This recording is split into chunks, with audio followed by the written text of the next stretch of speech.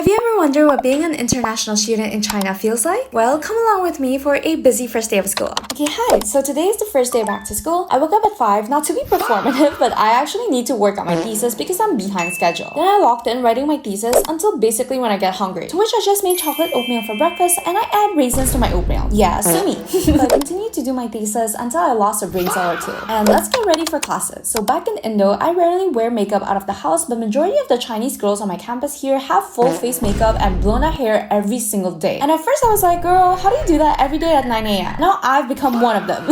Okay, so we just parked our e-bike and I walked into the wrong classroom. Yeah, and we're 2 minutes late. So I have to do my walk of shame up a staircase of a full lecture hall and I gotta awkwardly ask someone to stand up and let me sit inside. Now this is a strategic management and business policy class and I've been in uni long enough to know that it's usually only this crowded in week 1 or 2 because usually by week 5, people are gone and only show up again in the very last week to get the final exam tip. Now during the break, I went to get matcha. So in China, they deliver your food to these delivery lockers and I swear delivery is so cheap here. My matcha from Luckin Coffee was only 10 yuan. Then I have a 3-hour gap till my next class, so I'm gonna meet up with my Chinese best friend that I haven't seen in 3 months. And we're having lunch at this cute cafe just 20 minutes away from campus. Coba Snack Indonesia.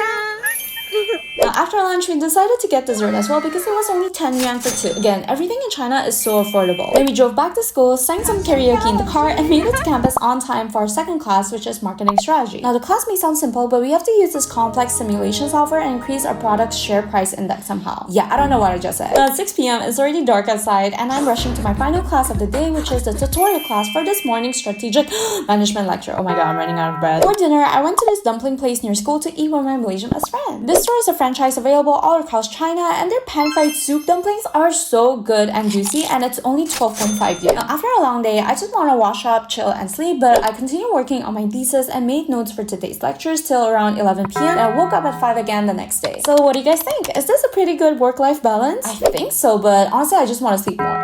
Okay, bye!